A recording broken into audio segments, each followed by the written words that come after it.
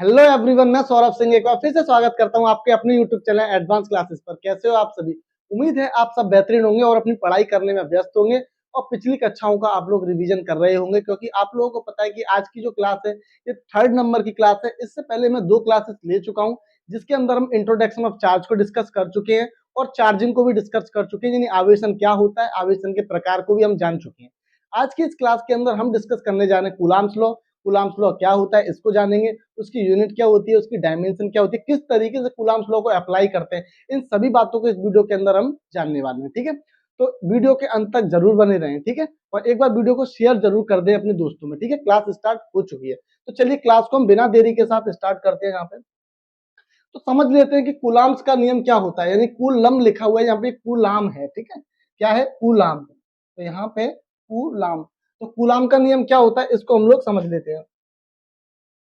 ठीक है, तो देखिए कूलाम का नियम क्या होता है बेसिकली, अगर मैं आप लोगों को बताऊं आसान भाषा में, तो ये जो नियम है ये स्थिर आवेशों के मध्य लगने वाला बल है। क्या? यानी दो आवेश जो हैं वो कैसे होने चाहिए? विराम अवस्था में होने चाहिए, स्थित होने चाहिए, एक रेस्ट पोजीशन में होने चाहिए, और उनके बीच में जो फोर्स लगता है उसको हम लोग कहते हैं कूलाम्स लॉ। यानी कूलाम्स लॉ क्या होता है, वो उसको हम जो स्थिर आवेश हैं उनके बीच में जो फोर्स लगता है उसको हम लोग कहते हैं वैद्युत बल। क्या कहते हैं? वैद्युत बल। तो इन बातों को हम बिल्कुल बेसिक से पढ़ेंगे। सबसे पहले पहले पॉइंट को हम लिखेंगे कि कूलाम्स लॉ किन आवेशों के बीच में लगता है, तो इसको पहले पॉइंट को हम यहाँ पे लिखेंगे। तो लिखेंगे कूलाम का नियम, कूलाम का नियम, कूलाम का कूलाम का नियम स्थिर स्थिर आवेशों के मध्य मध्य लगने वाले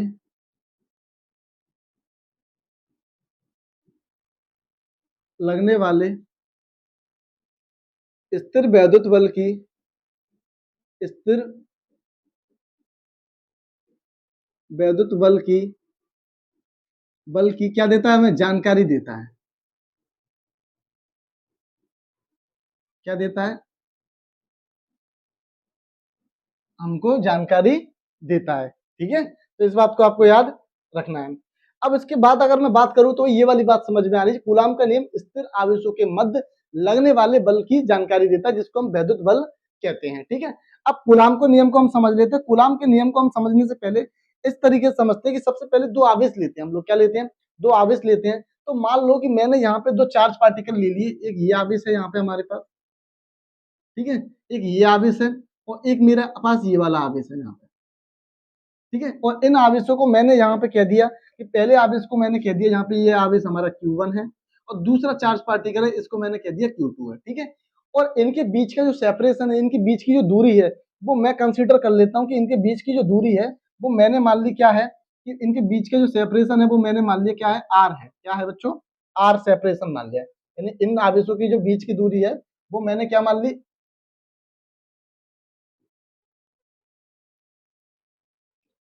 इनकी जो बीच की दूरी है वो मैंने क्या मान ली? R है। क्या है? R है। ठीक है भाई, तो अब ये दोनों ये चार्ज पार्टिकल हैं, ये क्या लगाएंगे? एक दूसरे पर फोर्स लगाएंगे। अब ये जो फोर्स है वो हमारा किसका हो सकता है? आकर्षण का भी हो सकता है, प्रतिकर्षण का। सर आपको कैसे पता? तो मैंने आपको पिछली वीडियो में बता दिया था कि आवेश दो तरह से होते हैं। क्या? एक सजातीय आवेश, एक विजातीय आवेश। सजातीय आवेश जिनकी प्रकृति समान होती है उनको सजातीय आवेश कहते हैं, और जिनकी प्रकृति विपरीत होती है उसको हम लोग कहते हैं विजातीय आवेश। अब हो सकता है कि चार पॉसिबिलिटी बन सकती है। हो सकता है कि ये Q1 चार्ज पॉजिटिव हो, Q2 नेगेटिव हो, तो अट्रैक्शन हो गया। हो सकता है कि ये नेगेटिव हो, ये पॉजिटिव हो, तो भी अट्रैक्शन हो गया। या कंडीशन बन सकती है सर ये पॉजिटिव है, ये पॉजिटिव है, तो रिपल्सन हो गया, प्रतिकर्षण करेंगे। ये नेगेटिव है, ये नेगेटिव है, तो क्या मिल गया भैया? प्रतिकर्षण मिल गया। यानी ये चार पॉसिबिलिटी यहाँ पे कंडीशन हमारी बन रही है। ठीक है, तो इसका मतलब ये जो कूलाम का नियम है हमारा आकर्षण का भी हो सकता है, प्रतिकर्षण का भी हो सकता है। बताइए यहाँ तक बात क्लियर? यस सर, बिल्कुल समझ में आती है आपकी बात मेरे। ठीक है, तो याद रखना कूलाम का नियम क्या होता है। तो इसको हम अपनी भाषा में कैसे लिखेंगे? आम भाषा में इस तरीके से लिखेंगे, देखेंगे ध्यान से। इसको किस तरीके से लिखेंगे? लिखेंगे कूलाम के नियम के अनुसार, कूलाम के नियम के अनुसार, के नियम के अनुसार नियम के अनुसार कॉमा इन्वर्टेड कॉमा यदि यदि बिंदु आवेश दो बिंदु आवेश यदि दो बिंदु आवेश एक दूसरे से यदि दो बिंदु आवेश एक दूसरे से अल्प दूरी कितनी मैंने मान ली आर, अल्प दूरी आर पर स्थित हूं तो इनके मध्य तो इनके मध्य इनके मध्य लगने वाला आकर्षण या प्रतिकर्षण आकर्षण या प्रतिकर्षण बल दोनों आवेशों के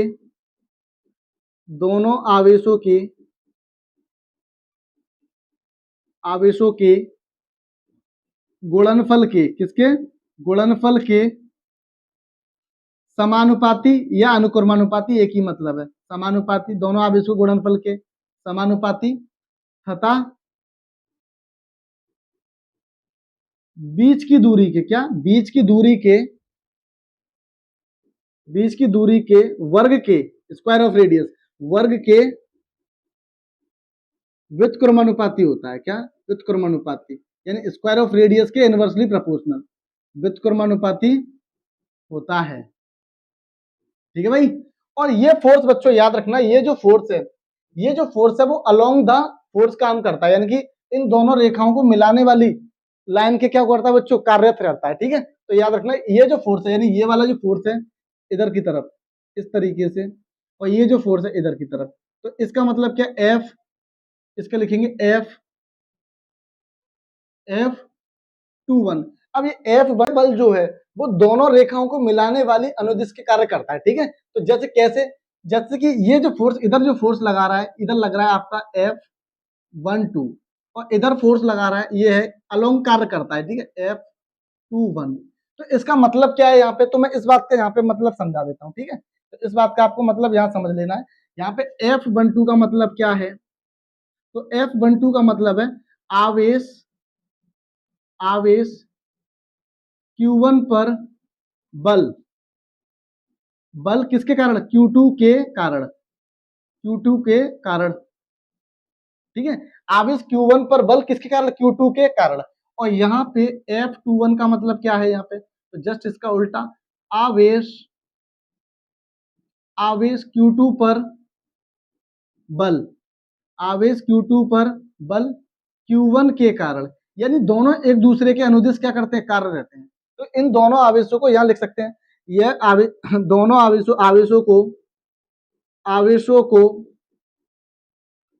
आवेशों को मिलाने वाली रेखा के अनुदिश कार्य करते हैं। अनुदिश मतलब बोले तो पैरेलल, अनुदिश कार्यरत रहते हैं। ठीक है भाई, यानी इन दोनों लाइन को जो ज्वाइन करा रही होगी उसके अलोंग कार्य करते हैं। ठीक है, याद रखिएगा इस बात को। ठीक है, तो कूलाम का नियम, उम्मीद है आपको ये वाली बात समझ में आई। ठीक है, अब इसका स्टेटमेंट कैसे लिखेंगे, एक बार फिर से देखेंगे। कूलाम का नियम क्या होता है कि यदि दो बिंदु आवेश एक दूसरे से अल्प दूरी पर स्थित हो तो इनके बीच में लगने वाला फोर्स कैसा हो सकता है, आकर्षण का और प्रतिकर्षण का। तो इनके बीच में लगने वाला फोर्स आकर्षण या प्रतिकर्षण बल के समानुपाती और बीच की दूरी के वर्ग के व्युत्क्रमानुपाती, यानी इनवर्सली प्रोपोर्शनल होता है स्क्वायर ऑफ रेडियस के। ठीक है, तो यहाँ से स्टेटमेंट अगर मैं निकालूं, मैं अगले पेज पे निकालता हूँ। ठीक है, तो यहाँ से अगर मैं स्टेटमेंट देखूं तो ये निकल के आता है हमारे पास स्टेटमेंट निकल के आता है कि F क्या निकल के आता है, F proportional to Q1 Q2 क्या निकल के आता है, F proportional to Q1 Q2, यानी कि इक्वेशन नंबर डाल देंगे इसको हम 1, यानी कि आवेशों के लिख सकते हैं, दोनों आवेशों के गुणनफल के क्या है यहाँ पे, समानुपाती, दोनों आवेशों के गुणनफल के क्या है, समानुपाती, गुणनफल के समानुपाती। ठीक है, समानुपाती कह लो, चाहे इसको हम लोग अनुक्रमानुपाती कहते हैं, एक ही बात होता है, डायरेक्टली प्रोपोर्शनल, अनुक्रमानुपाती। ठीक है, और स्क्वायर ऑफ रेडियस के यानी कि बीच की दूरी के वर्ग के व्युत्क्रमानुपाती, क्या, बीच की दूरी के वर्ग के व्युत्क्रमानुपाती, यानी बीच की बीच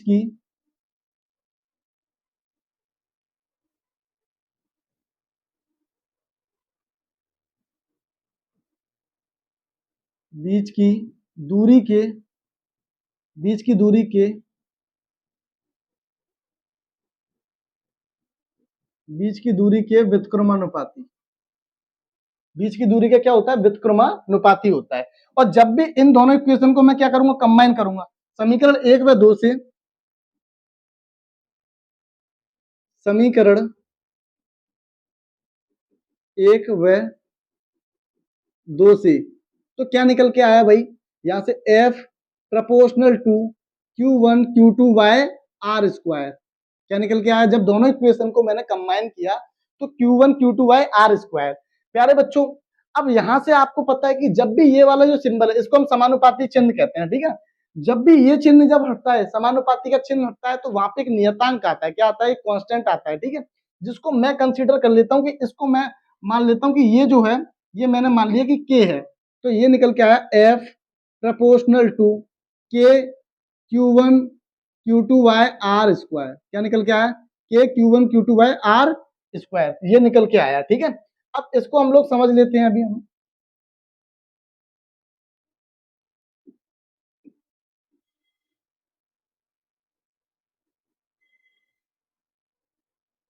ठीक है, इसको मैंने कह दिया क्या, इसको मैंने कह दिया यहाँ पे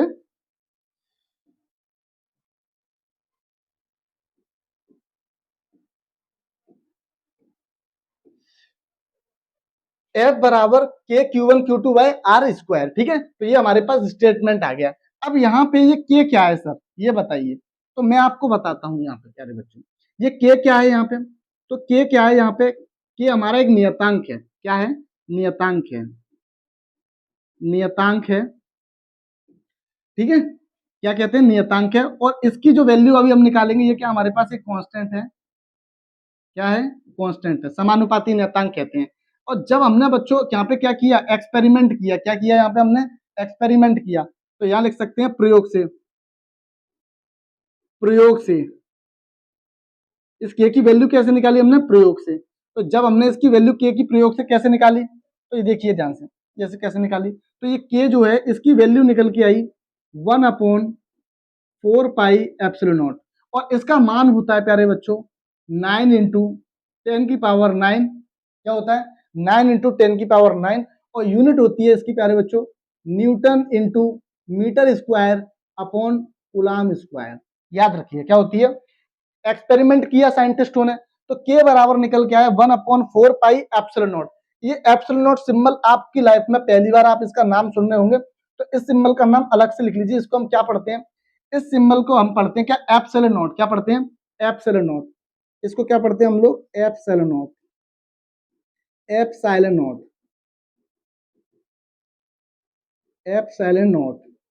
ठीक है, और इसकी जो वैल्यू होती है वो होती है, इसकी जो वैल्यू होती है प्यारे बच्चों, वो होती है हमारे पास 8.85 10⁻⁻12, और यूनिट होती है इसकी क्या, एप्सिलॉन नॉट की यूनिट होती है कूलाम स्क्वायर, और न्यूटन इंटू मीटर स्क्वायर, क्या होती है, coulomb square newton into metre square. यहां तक की बात क्लियर हो तो फटाफट से मुझे बताएं कि सर एकदम क्लियर है। ठीक है, और इस एप्सिलॉन नॉट को हम लोग पढ़ते क्या है, इस एप्सिलॉन नॉट को हम लोग क्या कहते हैं प्यारे बच्चों,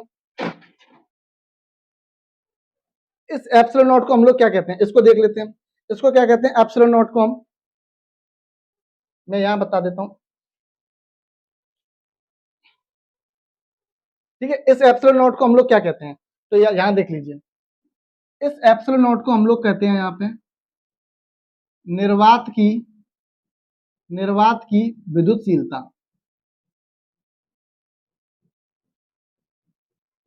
निर्वात की विद्युतशीलता, और इंग्लिश में हम इसको कहते हैं परमिटिविटी ऑफ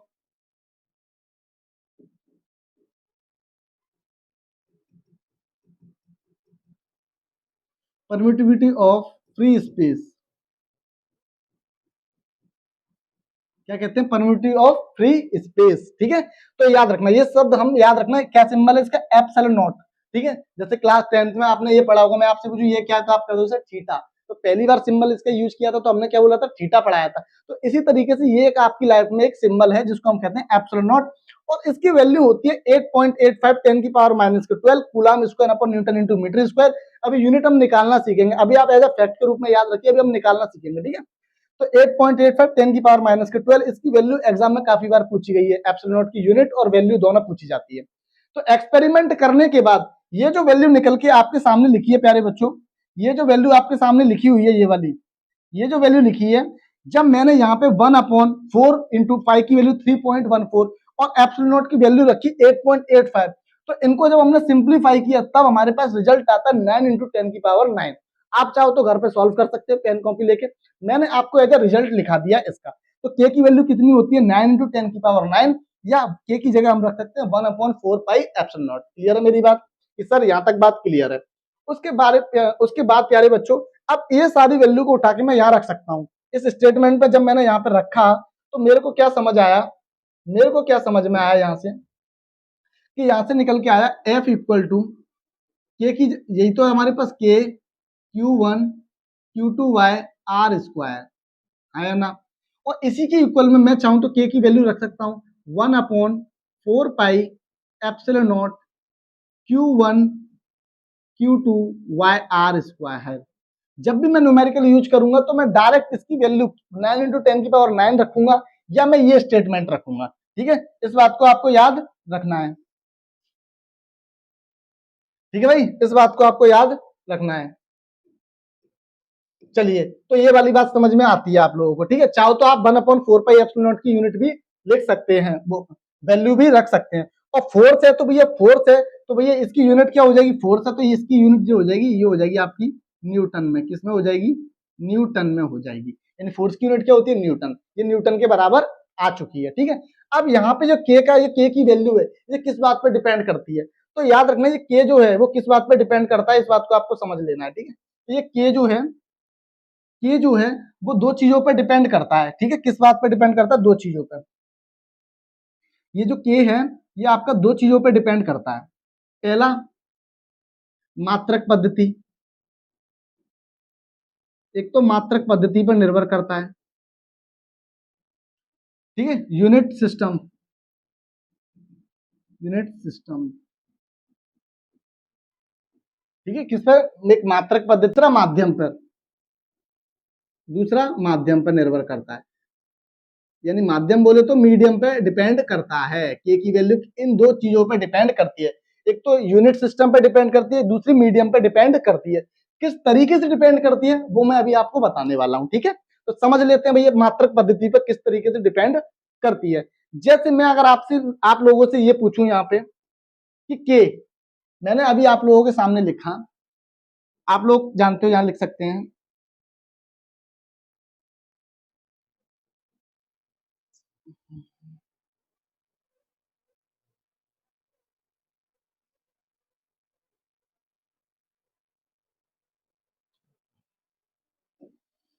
जैसे मैंने यहाँ लिखा आप लोगों के लिए, वी नो, अभी अभी आपको मैंने पढ़ाया वी नो दैट, अभी आपने कूलम्ब्स लॉ पढ़ा, और कूलम्ब्स लॉ में जो कांस्टेंट आया था के, इसकी वैल्यू मैंने आपको सिखाई 1/4 पाई एप्सिलॉन नॉट, है या ना, ये तो बताया इसके इक्वल होता है। और इसकी भी वैल्यू मैंने आपको यहाँ पे बता दी थी, इसकी भी वैल्यू कितनी होती है हमारे पास, 9 इंटू 10 की पावर 9, आया ना। और यूनिट क्या बताई थी मैंने यहाँ पे, newton into metre square upon coulomb square.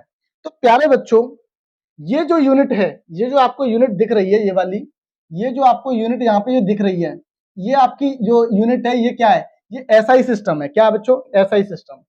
ये क्या है, एसआई सिस्टम, एसआई यूनिट है इसकी, के की एसआई यूनिट है। ठीक है, तो एसआई यूनिट ये है। मैं आपसे ये पूछना चाहता हूँ कि सीजीएस सिस्टम में इसकी यूनिट क्या होगी, सीजीएस में अगर मैं आपसे पूछूं सीजीएस सिस्टम में इसकी यूनिट क्या होगी, तो सीजीएस सिस्टम में सीजीएस यूनिट क्या होगी इसकी, तो सीजीएस यूनिट की अगर मैं बात करूं यहाँ पे, तो इसकी सीजीएस यूनिट यानी के इक्वल टू, मैं इसको चेंज करूं 9 इंटू 10 की पावर 9, ठीक है। अब मैं इसको चेंज कर रहा हूँ सीजीएस में। तो प्यारे बच्चों, आपको यहाँ पे मैं एक बात बता दे रहा हूँ, ये आपको याद रखना है, ये आपको एज याद रखना है, मैं आपको यहाँ बता देता हूँ, ठीक है। देखिए ध्यान से, आपको एक बात याद रखनी है, क्लास 11th अगर आप लोगों ने ध्यान दिया हो तो आप लोगों को पता होना चाहिए, तो इसको समझना है, ठीक है। जैसे आपको क्लास 11th में आप लोगों ने पढ़ा होगा कि 1 न्यूटन में कितना, 1 न्यूटन में 1 न्यूटन, तो न्यूटन यूनिट जो है वो किसमें, एम के सिस्टम में। सीजीएस सिस्टम में फोर्स की यूनिट हो जाती है क्या, डाइन, और 1 न्यूटन में कितने डाइन होते हैं, तो 10 की पावर 5 डाइन होते हैं। कितना होता है, 10 की पावर 5 डाइन होते हैं, ठीक है। और आपको याद रखना है कि 1 मीटर में कितने सेंटीमीटर होते हैं भाई, 1 मीटर में कितने सेंटीमीटर होते हैं, तो 100 सेंटीमीटर होते हैं, ये वाली बात याद रखनी है। और मैंने ये भी आपको पहली क्लास में बताया था कि 1 कूलाम में कितने स्टेट कूलाम होते हैं, तो आपको याद रखना है 3 इंटू 10 की power 9 state coulomb, state coulomb. तो ये बात मैं बता चुका हूं, ठीक है। अब इन तीनों की वैल्यू उठा के यहाँ रख दो, क्योंकि हम सीजीएस सिस्टम में चेंज कर रहे हैं इनको हम। अब सीजीएस सिस्टम में जब हम चेंज कर रहे हैं तो यहाँ रख सकते हैं 1 न्यूटन कितने के बराबर है, 10 की पावर 5 डाइन, 10 की पावर 5 डाइन के बराबर है, इंटू मीटर, 1 मीटर में 100 सेंटीमीटर है तो 2 है, तो ये कितना हो जाएगा, इंटू 100 इंटू 100, और ये हो जाएगा हमारा क्या, सेंटीमीटर स्क्वायर, क्या हो जाएगा, सेंटीमीटर स्क्वायर। और इनके डिवाइड में, अब डिवाइड में आ जाओ भाई, तो भैया 1 कूलाम में कितने स्टेट कूलाम है, 3 इंटू 10 की पावर 9, और 2 टाइम्स है क्योंकि कूलाम स्क्वायर है, तो ये इसका स्क्वायर कर देंगे, 3 इंटू 10 की पावर 9 का होल स्क्वायर। अब इसको जब हम सिंप्लीफाई करते हैं यहाँ से, तो के की वैल्यू क्या निकल के आती है, देखिए, तो देखिए 9 इंटू 10 की पावर 9 इंटू 10 की पावर 5 इंटू ये 10 की पावर कितना हो जाएगा, 4 हो जाएगा, ठीक है। और ये हो जाएगा 9 इंटू सेंटीमीटर स्क्वायर, ठीक है। और इधर आ जाइए नीचे, ये हो जाएगा 9 इंटू 10 की पावर, ये कितना हो जाएगा, 9 दूनी 18, ठीक है, 18, और ये हो जाएगा स्टेट कूलाम, स्टेट कूलाम का स्क्वायर।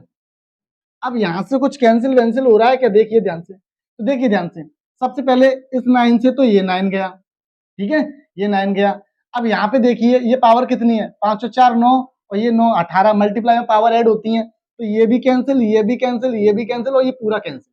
तो हमारे पास बचा क्या, तो सर हमारे पास जो बचा वो क्या बचा, तो हमारे पास बचा के equal to 1 dyne, 1 dyne into centimetre square upon stat coulomb, upon stat coulomb का स्क्वायर, ठीक है। ये हमारे पास बचा, समझ में आ रहा है। तो यानी सीजीएस सिस्टम में के का मात्रक क्या होता है भाई, अगर कोई आपसे पूछे सीजीएस सिस्टम में के की यूनिट क्या होती है, तो आप बता पाएंगे, यस सर बता पाएंगे हम, क्यों नहीं बता पाएंगे, आपने हमें बता दिया। तो के की यूनिट क्या होती है भाई, तो याद रखना के की यूनिट क्या होती है, 1 dyne into centimetre square stat coulomb का स्क्वायर। यानी कि एम के सिस्टम में इसकी वैल्यू कितनी थी, 9 इंटू 10 की power 9 newton into metre square upon coulomb square, और सीजीएस सिस्टम में क्या होती है, इसकी वैल्यू 1 हो जाती है, ठीक है। लेकिन इसके साथ इसकी अदर यूनिट, पीछे वाली यूनिट भी लगानी पड़ेगी, और ये क्लास आपको 11th में आप लोगों ने पढ़ा होगा, नहीं पढ़ा होगा तो आपको एज अ फैक्ट याद रखने हैं कि 1 न्यूटन में कितने डायन होते हैं, 10 की पावर 5 डायन होते हैं।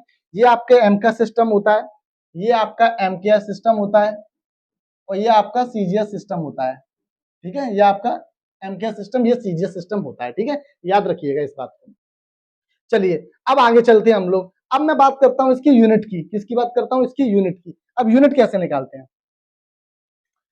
अच्छा, अब unit and dimension of permittivity of free space. Permittivity of free space का आपको मैंने बताया क्या होता है, मतलब तो इसका मतलब ये पूछना चाह रहे हैं एप्सिलॉन नॉट, यही तो होता है परमिटिविटी ऑफ फ्री स्पेस, निर्वात की विद्युतशीलता कहते हैं जिसे हम, एप्सिलॉन नॉट, ठीक है। अब इसकी यूनिट कैसे निकालेंगे, इसको देखिए कई बार एग्जाम में बोर्ड में पूछी गई है इसकी यूनिट, और डायमेंशन भी पूछी जाती है, ठीक है। तो देख लेते हैं इसकी यूनिट को हम किस तरीके से निकालेंगे। तो प्यारे बच्चों यहाँ लिखेंगे वी नो, अभी अभी मैंने पढ़ाया आपको, वी नो दैट, आप जानते हो अकॉर्डिंग टू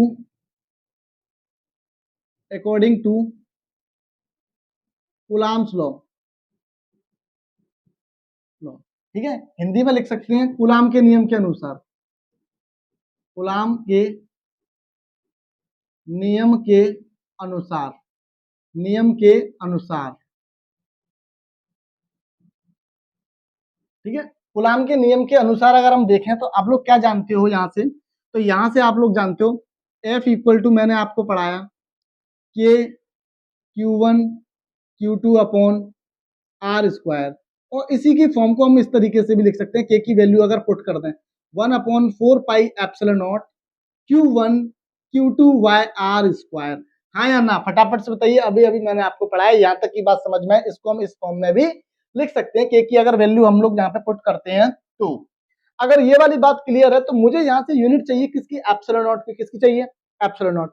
अगर प्यारे बच्चों मैं क्या करता हूँ, इस एप्सिलॉन नॉट को इधर लेके जाता हूँ, एफ को डिवाइड में लेके आता हूँ, एप्सिलॉन नॉट को ऊपर लेके जाता हूँ, एफ को नीचे लाता हूँ, ठीक है। तो ये क्या हो जाएगा यहाँ से, एप्सिलॉन नॉट इक्वल टू, ये क्या हो जाएगा 1/4 पाई मल्टीप्लाई एफ, और ये बिल्कुल सिमिलर रहेगा Q1 Q2, ये अपनी जगह पे वैसे के वैसे ही रहेंगे, ये कांस्टेंट रहेंगे, ठीक है।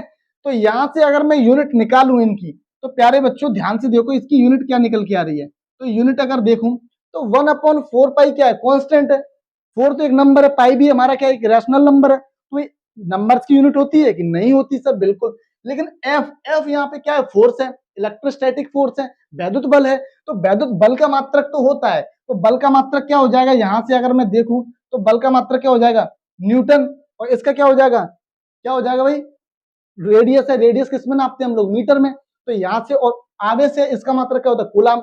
तो आवेश Q1 Q2 है, तो कूलाम इंटू कूलाम क्या हो गया, कूलाम स्क्वायर, क्या हो जाएगा, कूलाम स्क्वायर। और इसका क्या हो जाएगा भाई, फोर्स का, न्यूटन इंटू मीटर स्क्वायर, क्या हो जाएगा, न्यूटन इंटू मीटर स्क्वायर हो जाएगा, ठीक है।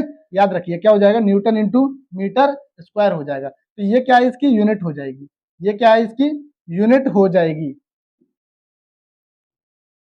ये क्या है, इसकी यूनिट हो जाएगी। तो एप्सिलॉन नॉट का मात्रक क्या होता है, coulomb square newton into metre square, इसका क्या होता है, मात्रक होता है, ठीक है। तो ये इसकी क्या है, यूनिट है, ये इसकी क्या है, तो ये इसकी एसआई यूनिट है, एसआई यूनिट है, ठीक है। अब इसकी एप्सिलॉन नॉट की एसआई यूनिट। अब यहाँ पे जो मैंने चीज लिखाई थी, के की वैल्यू, इसका रिवर्स करते हैं। रिवर्स कैसे, देखो जो मैंने लिखाया था यहाँ पे, यहाँ से समझ लीजिए। हाँ ये देखिए, अभी मैंने आपको ये सिखाया कि भाई इसकी क्या है, उल्टा। क्योंकि प्यारे बच्चों यहाँ पे एप्सिलॉन नॉट क्या है, रिवर्स में है। और एप्सिलॉन नॉट जब रिवर्स में, एप्सिलॉन नॉट का अभी अभी मैंने क्या बताया आपको, एप्सिलॉन नॉट का मैंने अभी आपको क्या बताया, यूनिट क्या होती है, coulomb square newton into metre square. अब प्यारे बच्चों 1/एप्सिलॉन नॉट करूंगा तो क्या हो जाएगा, ये कहाँ पे जाएगा, रिवर्स में जाएगा। तो न्यूटन इंटू मीटर स्क्वायर और कूलाम स्क्वायर कहाँ पे आ जाएगा, नीचे आ जाएगा, है या ना। क्योंकि रेसिप्रोकल है, एप्सिलॉन नॉट क्या के का रेसिप्रोकल है, इसलिए यहाँ पे ये यूनिट लिखी है मैंने, ठीक है। तो के की यूनिट अलग होती है और एप्सिलॉन नॉट की यूनिट अलग होती है, ठीक है। इस बात को याद रखना, बच्चे अक्सर इसमें कंफ्यूजन हो जाते हैं, कंफ्यूज हो जाते हैं, ठीक है, याद रखिएगा। चलिए भाई आगे, तो ये वाली अब मैं बात करता हूँ डायमेंशन की। तो डायमेंशन को भी हम लोग यहाँ पे देख लेते हैं, यहाँ पे देख लेते हैं हम लोग डायमेंशन को, ठीक है। डायमेंशन को हम लोग यहाँ देख लेते हैं। अब डायमेंशन की बात करते हैं यहाँ पे, ठीक है। तो डायमेंशन किस तरीके से निकालते हैं हम लोग, डायमेंशन, डायमेंशन को हम लोग कहते हैं बेमा, क्या कहते हैं, बेमा कहते हैं, ठीक है। अब बेमा कैसे निकालेंगे, तो प्यारे बच्चों यहीं से देख लीजिए, बेमा हम यहीं से निकाल सकते हैं, ठीक है। यहीं से कैसे निकालेंगे, देखिए जैसे आप जानते हो, आप फॉर्मूला जानते हो, Q इक्वल टू होता है हमारे पास आई टी, क्या होता है, आई टी। तो आई टी, तो आई की अगर मैं बात करूं यहाँ पे, इसकी बेमा की बात करूं यहाँ पे मैं, अगर आई की बेमा की बात करूं तो इसकी बेमा होती है ए, और समय की डायमेंशन क्या होती है, वो होती है टी।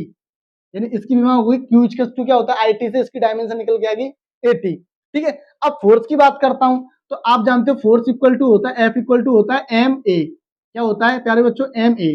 अब एम ए होता है, तो एम की डायमेंशन क्या होती है, यहाँ पे एम की डायमेंशन तो एम होती है, यानी मास, मास की क्या होती है, एम होती है। और एक्सेलरेशन यानी त्वरण, इसकी डायमेंशन होती है एल टी माइनस टू, क्या होती है, एल टी माइनस टू होती है। बचा क्या हमारे पास, गुलाम, गुलाम की तो हम निकाल चुके एआईटी, ठीक है। अब बचा हमारे पास मीटर, यानी कि लेंथ। अब आप जानते हो लेंथ की यूनिट यानी डिस्टेंस या लेंथ कह लो, तो इसकी यूनिट क्या होती है भाई, मीटर में कैलकुलेट करते हैं। और मीटर में कैलकुलेट करते हैं तो इसकी डायमेंशन क्या होती है, एल होती है, क्या होती है, एल होती है, ठीक है। अब इस सारी वैल्यू को उठा के मैं यहाँ रखता हूँ। अब यहाँ पे जब मैं इसकी डायमेंशन निकालता हूँ, क्या, जब मैं यहाँ पे इसकी डायमेंशन निकालता हूँ फाइनली, तो इसकी डायमेंशन क्या निकल के आती है, इसकी डायमेंशन क्या निकल के आती है यहाँ से, देखिए। तो यहाँ से रखते हैं भाई, इसकी डायमेंशन क्या निकल के आएगी यहाँ पे, ये क्या हो जाएगा आपका A2 T2, क्योंकि कूलाम स्क्वायर है यहाँ पे, पहली बात। ठीक है, अब नीचे आ जाओ भाई। अब यहाँ पे अगर मैं रखूं तो यहाँ पे क्या, फोर्स, फोर्स की क्या होती है ML T-2, ये क्या है, फोर्स की डायमेंशन। और उसके बाद क्या बची हमारे पास, लेंथ, मीटर स्क्वायर, तो इसकी क्या हो जाएगी L2, क्या हो जाएगी L2। जब मैं इसको यहाँ पे सिंप्लीफाई करता हूँ, क्या करता हूँ, यहाँ पे मैं इसको सिंप्लीफाई करता हूँ, तो सिंप्लीफाई करने के बाद यहाँ से क्या निकल के आता है, देखो ध्यान से, m को ऊपर लेके जाओ यहाँ से, तो m को ऊपर लेके गया मैं यहाँ से, m की पावर -1 हो गया।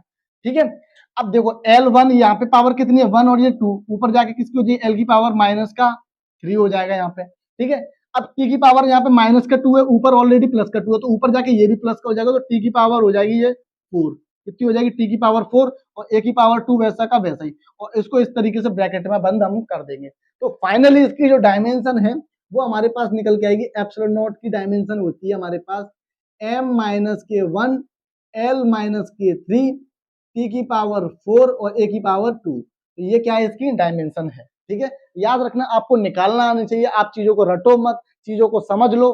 डायमेंशन निकालना एक बार आप सीख जाओगे, मैंने पहली क्लास ली है, क्लास 11th की, मैंने यूनिट एंड डायमेंशन में बताया इसको, डायमेंशन कैसे निकालते हैं, यूनिट कैसे निकालते हैं। ठीक है, तो वहां से उस क्लास को जाके देखिए, आपको कभी भी रटने की आवश्यकता नहीं पड़ेगी यूनिट एंड डायमेंशन को कभी भी। ठीक है, याद रखिए, जहां फॉर्मूला होगा वहां यूनिट होगी, और यूनिट होगी तो उसकी डायमेंशन भी होगी, इस बात को आपको याद रखना है। चलिए आगे चलते हैं। अब बात करते हैं कि भैया मैंने बताया था कि के की वैल्यू किस पर निर्भर करती है, माध्यम पर भी निर्भर करती है, तो माध्यम पर किस तरीके से निर्भर करती है उसको हम लोग यहाँ पे देख लेते हैं। जैसे मैं आप लोगों से बात करूं यहाँ पे कि मान लो कि दो आवेश है यहाँ पे, मान लो कि एक ये आवेश है, ठीक है, और इस पे आवेश है जो हमारा Q1 है, और एक आवेश हमारे पास यहाँ है जिसको मैंने कह दिया Q2, और इनके बीच का जो सेपरेशन है, इनके जो बीच का सेपरेशन है वो मैंने ये कह दिया कि इनके बीच का जो सेपरेशन है वो मैंने कह दिया R। क्या कह दिया बच्चों, R इनके बीच का सेपरेशन है। ठीक है, तो इनके बीच में, अब इनके बीच का जो माध्यम है, ये दोनों जो आवेश हैं वो एक दूसरे से किसके बीच में रखे हैं, ये रखे हुए हैं निर्वात में। किसमें रखे हुए हैं, निर्वात में। निर्वात बोले तो वैक्यूम, किसमें रखे हुए हैं, वैक्यूम में रखे हुए हैं। ठीक है, तो इनके बीच में लगने वाला फोर्स क्या होगा उसको हम लोग यहाँ पे देख लेते हैं। ठीक है, तो इनके बीच में लिख सकते हैं, निर्वात में, निर्वात में लगने वाला बल, निर्वात में लगने वाला बल, तो निर्वात में लगने वाला बल क्या होगा भाई, तो निर्वात में लगने वाला बल क्या होगा, इसको मैं कह देता हूं F equal to 1/4 pi epsilon naught Q1 Q2y R square. क्या कह दिया, Q2y R स्क्वायर, इसको मैं कह देता हूं FA। ठीक है, यानी कि वैक्यूम में निर्वात में लगने वाला फोर्स क्या होता है, FA यहाँ पे इसके सफिक्स में 1/4 pi epsilon Q1 Q2y R square, और इसको डाल दीजिए आप लोग equation number first, equation number first डाल दीजिए। अब मान लो इसी तरीके से एक दूसरा चार्ज पार्टिकल, भैया अब इनके बीच का मैं माध्यम चेंज कर लेता हूँ, ये आवेश Q1, ठीक है, और एक यहाँ पे आवेश रखा हुआ है, ये आवेश मैंने कह दिया Q2, बट इस बार इनके बीच का सेपरेशन है, सेपरेशन भी बच्चों इसके बीच का क्या रहेगा, सेम रहेगा, यानी इसके बीच का जो सेपरेशन है जो पहले था वही रहेगा, यानी इसके बीच का सेपरेशन अभी भी क्या है, R है। लेकिन इनके बीच का माध्यम चेंज कर दिया मैंने इस बार, क्या चेंज कर दिया, इनके बीच का माध्यम, इसके बीच में मैंने इस बार क्या कर दिया, कोई भी माध्यम हो सकता है, कोई भी माध्यम हो सकता है, कागज, मोम, कुछ भी हो सकता है, इनके बीच का मीडियम कुछ भी हो सकता है। ठीक है, वहां तो निर्वात था, फिक्स था, अब इनके बीच में कुछ भी हो सकता है, मिट्टी का तेल, कागज, मोम, कुछ भी हो सकता है, माध्यम। तो माध्यम में लगने वाला फोर्स क्या होता है इसको देख लेते हैं, तो लिखेंगे यहाँ पर माध्यम में लगने वाला बल, तो माध्यम में लगने वाला बल क्या होता है इसको देख लेते हैं। तो माध्यम में लगने वाला बल, इसको मैंने कह दिया Fm। ठीक है, तो 1/4 पाई एप्सिलॉन नॉट m कहेंगे, यानी यहाँ पे क्या कहते हैं, निर्वात की विद्युतशीलता, ये हो जाएगी माध्यम की विद्युतशीलता, एप्सिलॉन नॉट का permittivity of medium, permittivity of medium, माध्यम की विद्युतशीलता, तो ये हो जाएगा Q1 Q2 upon R square, क्योंकि आवेश और बीच की दूरी हमने चेंज नहीं करी है, यानी सेपरेशन जो है वो वही रहेगा इनका। ठीक है, याद रखिए, इसको डाल दिया मैंने इक्वेशन नंबर 2। क्या डाल दिया, इक्वेशन नंबर 2। अब मैंने क्या किया यहाँ पे, इन दोनों इक्वेशन का आपस में क्या कर दिया, डिवाइड कर दिया। तो मैंने लिखा समीकरण समीकरण 2 का समीकरण 1 से भाग देने पर, 1 से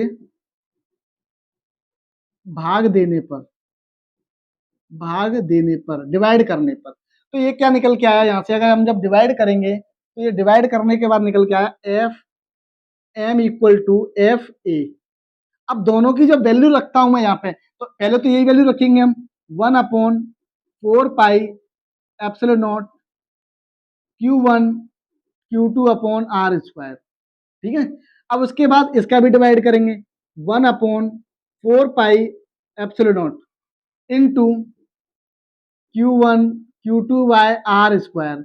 प्यारे बच्चों, जब भी इस तरीके से डिवाइड में होता है, जैसे कहीं पे लिखा हो A/B C/D, तो याद रखना जब भी दो इस तरीके से नंबर, 4 नंबर दे रखो, ये भी रैशनल नंबर, ये भी रैशनल नंबर, तो ये जो लास्ट वाला नंबर होता है इसका मल्टीप्लाई होता है फर्स्ट वाले से, और थर्ड वाले का मल्टीप्लाई होता है सेकंड वाले से। किससे होता है, ये आप लोगों को पता होगा, बेसिक चीज है। ठीक है, लास्ट वाले का मल्टीप्लाई पहले से कर दीजिए और थर्ड वाले का मल्टीप्लाई कर दीजिए आप सेकंड वाले नंबर से। ठीक है, तो आप देखिए ध्यान से इसी चीज को, यानी ये लास्ट वाले नंबर है, इनका मल्टीप्लाई मैं कर दूंगा कहाँ, फर्स्ट वाले से, और जो थर्ड वाला है इसका मल्टीप्लाई कर दूंगा सेकंड वाले से।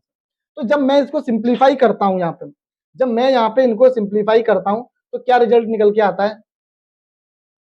ठीक है, जब इनको मैं सिंप्लीफाई करता हूं तो ये निकल के आता है हमारे पास,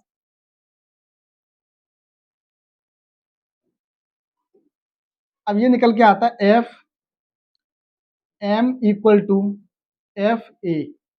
ठीक है, तो ये वैल्यू निकल के आई, तो भाई ये देखिए 1/4 पाई, ये तो वैल्यू वैसी की वैसी, 1/4 पाई Q1 Q2 by R square. ठीक है, और ये जो नंबर है ये चले जाएंगे ऊपर, यानी ये आएगा यहाँ पे, एक तो आएगा आर स्क्वायर और एक आएगा 4 पाई एप्सिलॉन नॉट डिवाइडेड बाय, ये जो थर्ड वाला Q1 Q2 ये चला जाएगा यहाँ पे, यानी कि Q1 इंटू Q2। अब इनमें से देखो कैंसिल वैंसिल क्या हो रहा है, सर कैंसिल क्या हो रहा है, एक तो आर स्क्वायर कैंसिल उठ गया, ठीक है, Q1 Q2 भी चला गया यहाँ से, सर 4 पाई भी चला गया यहाँ पे, तो सर फाइनली हमारे पास जो बचा है वो हमारे पास बचा F equal to F M upon F A equal to, ये बचा हमारे पास,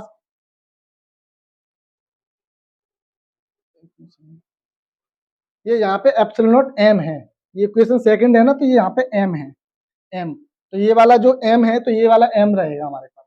ठीक है, तो ये हमारे पास क्या बचेगा, हमारे पास एक तो बचेगा epsilon naught upon epsilon naught M, ये बचेगा हमारे पास।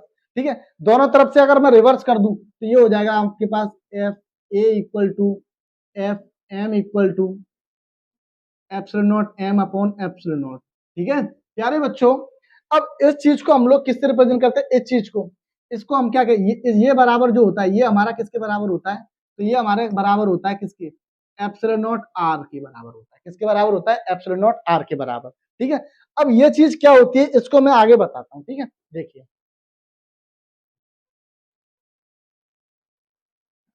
ठीक है देखिए, अब हमारे पास जो रिजल्ट निकल के आया वो क्या निकल के आया, देखिए ध्यान से एक बार और, F A upon F M equal to क्या निकल के आया भाई हमारे पास, एप्सिलॉन नॉट एम, क्या निकल के आया, epsilon naught M upon epsilon naught. ठीक है, तो इसको हम, ये किसके बराबर होता है, तो ये होता है एप्सिलॉन नॉट आर के बराबर। क्या एप्सिलॉन नॉट आर के बराबर होता है, कहीं कहीं किताबों में इसको हम लोग के भी लिखते हैं। ठीक है, अब इसका मतलब क्या है, तो यहाँ पे एप्सिलॉन नॉट का मतलब क्या है यहाँ पे, तो देखिए इसका मतलब है यहाँ पे माध्यम की विद्युतशीलता, वैद्युतशीलता, वैद्युतशीलता। ठीक है, और एप्सिलॉन नॉट का मतलब यहाँ पे क्या है, तो ये निर्वात की विद्युतशीलता, निर्वात की विद्युतशीलता, निर्वात की विद्युतशीलता। ठीक है, और एप्सिलॉन नॉट आर, या हम इसको कहें के, कहीं कहीं एप्सिलॉन नॉट आर, इसको हम क्या कहते हैं, तो इसको हम लोग क्या कहते हैं, इसको हम कहते हैं आपेक्षिक वैद्युतशीलता, आपेक्षिक विद्युतशीलता, आपेक्षिक वैद्युतशीलता। वैद्युतशीलता, एब्सोल्यूट, ठीक है। और इसको हम एक शब्द से और कहते हैं जिसको हम कहते हैं परावैद्युतांक। क्या कहते हैं इसको हम लोग? परावैद्युतांक भी, परावैद्युतांक भी हम लोग इसको कहते हैं, ठीक है, याद रखना। तो अब यहां से ये है इसकी डेफिनेशन पूछी जाती है कि परावैद्युतांक क्या होता है। तो अगर आपसे कोई परावैद्युतांक पूछे तो यहां से हम लिख सकते हैं इसको। अगर लिखूं मैं यहां से तो ये आ जाएगा एप्सिलॉन नॉट आर, या इसको मैं कह दूं के, इक्वल टू क्या आ जाएगा? Epsilon naught M upon this. क्या लिख सकते हैं? दिस। तो इसकी परिभाषा पूछी जाती है। तो यहां से अगर मैं देखूं इसको,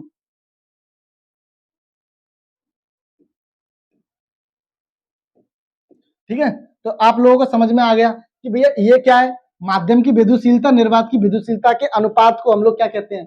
परावैद्युतांक कहते हैं। क्या कहते हैं? परावैद्युतांक कहते हैं। अब परावैद्युतांक कहते हैं तो प्यारे बच्चों इसकी मैं बात करता हूं मात्रक की। इसका मात्रक क्या होता है? अगर मैं इसकी यूनिट की बात करूं यहां से, इसकी यूनिट की यानी मात्रक की अगर बात करूं तो इसका मात्रक क्या होता है? अगर मैं इसकी मात्रक की बात करूं तो इसका मात्रक क्या होता है? तो इसका जो मात्रक होता है वो होता है क्या? मात्रक क्या होता है? सोच के देखो आप, मात्रक क्या होगा भाई? देखो ये भी क्या है? ये माध्यम की विद्युतशीलता, निर्वात की विद्युतशीलता है, तो विद्युतशीलता, तो इसका कोई मात्रक नहीं होता, कि दोनों ही कैंसिल हो जाएंगी। तो इसका मतलब ये क्या होता है? मात्रक विहीन होता है, मात्रकहीन होता है, यानी यूनिट लेस। क्या होता है? यूनिट लेस होता है। और जब ये यूनिट लेस है तो प्यारे बच्चों ये विमाहीन भी होगा, विमाहीन भी होगा। कैसा? विमाहीन, यानी कि डायमेंशन लेस भी होगा। तो याद रखना इसका कोई मात्रक विमा नहीं होती है, याद रखना। यानी परावैद्युतांक का कोई भी मात्रक विमा नहीं होता है। अब इसकी वैल्यू जो डिपेंड किस कर कैसे करती है भाई? तो इसकी जो वैल्यू है वो किस तरीके से, के की वैल्यू हमेशा याद रखना एक से बड़ी होगी। क्या? के की वैल्यू हमेशा अदर माध्यमों के लिए एक से बड़ी मिलेगी, एक से छोटी कभी नहीं मिलेगी।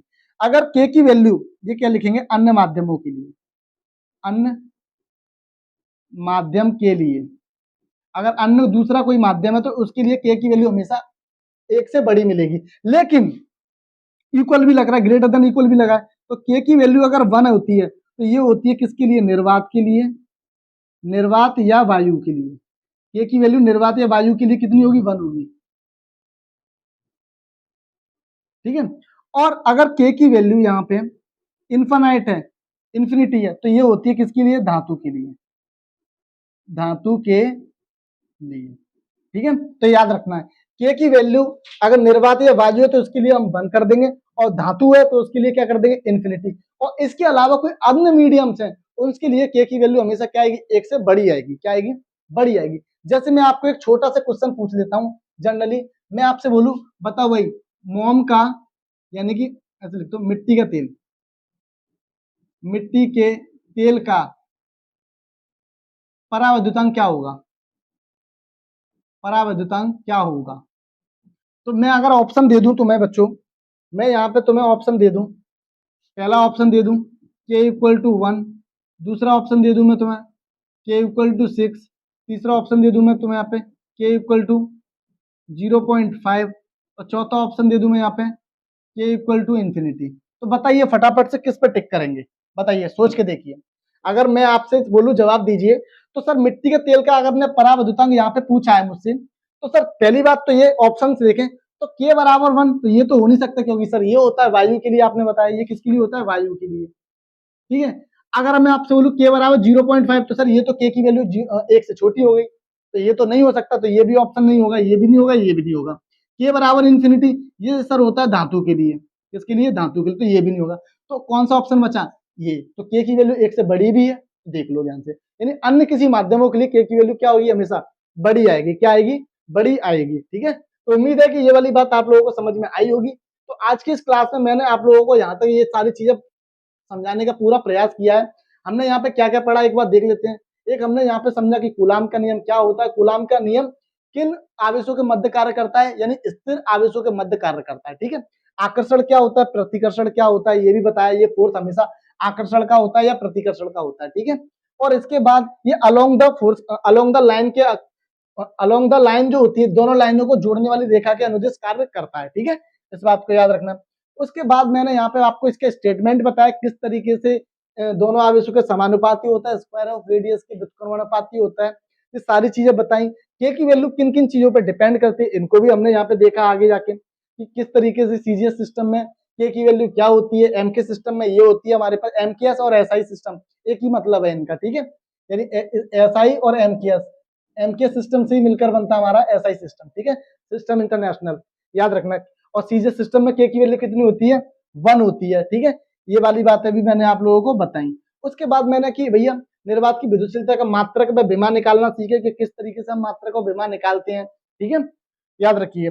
उसके बाद हमने यहाँ पे बात करी, यहाँ पे हमने बात करी यहाँ पे के की निर्भरता की, के की वैल्यू किस तरीके से डिपेंड करती है, ठीक है, मीडियम पर किस तरीके से डिपेंड करती है। एकदम बेसिक से मैंने कैलकुलेशन भी सॉल्व करके यहाँ पे आप लोगों को दिखाई है, ठीक है, इस तरीके से।